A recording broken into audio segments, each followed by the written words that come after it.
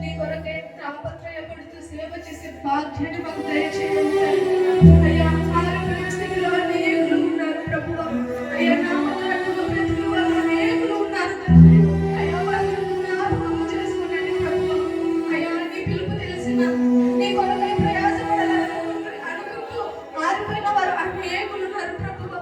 వారిని వెలిగించండి తండ్రి.